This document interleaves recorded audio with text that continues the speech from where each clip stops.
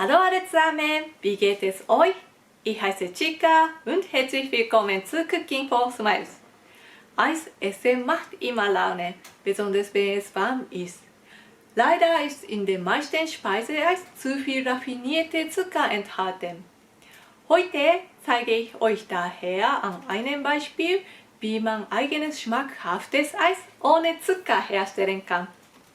Mein Rezept heißt Matcha-Eis und enthält nur 3 Zutaten.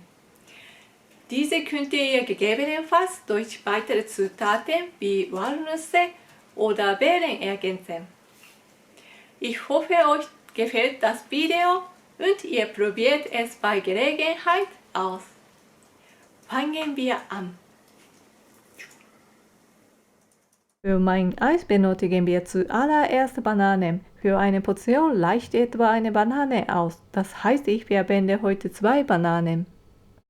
Um weniger abwaschen zu müssen, verwende ich heute keine Schnittplatte.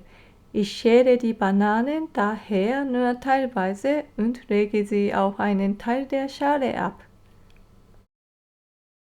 Jetzt kann ich die Banane in etwa 4 mm dicke Scheiben schneiden. Als nächstes verwende ich einen wiederverschließbaren Frischhaltebeutel. Ein Stück Frischhaltefolie geht auch. Aber ich finde diese Variante besser, weil es stabiler. Die beiden bereits geschnittenen Bananen lege ich nun in den Beutel. Hierbei ist es wichtig, dass die Bananen sich nicht berühren, da sie ansonsten zu einem großen Klumpen gefrieren. Dies erschwert die spätere Zubereitung. Wenn möglich, entfernt die Luft aus dem Beutel. Die Bananen kommen nun für ein paar Stunden in das Tiefkühlfach. Wenn die Bananen gefroren sind, schütte ich sie zusammen mit etwa 4 Esslöffel Sojamilch in einen Mixbehälter. Hinzu kommt noch etwas Matcha. In Deutschland gibt es Matcha normalerweise in der Drogerie oder Supermarkt. Es ist ein zu Pulver gemahlener Grüntee. Sehr lecker. Für das heutige Rezept verwende ich 2 Teelöffel.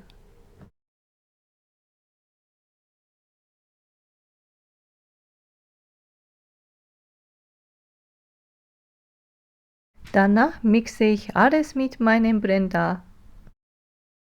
Es kann sein, dass ihr etwas Kraft aufbringen müsst, damit sich alles gut vermischt. Wenn alles gleichmäßig vermischt ist, kann das Eis serviert werden. Seht euch die Farbe an. Das sieht doch unheimlich lecker aus, oder? Wenn ihr mehr Pflanzenmilch hinzufügt, könnt ihr auch einen Shake daraus machen. Zur Garnierung lege ich noch ein paar Nüsse oben darauf und schon bin ich fertig.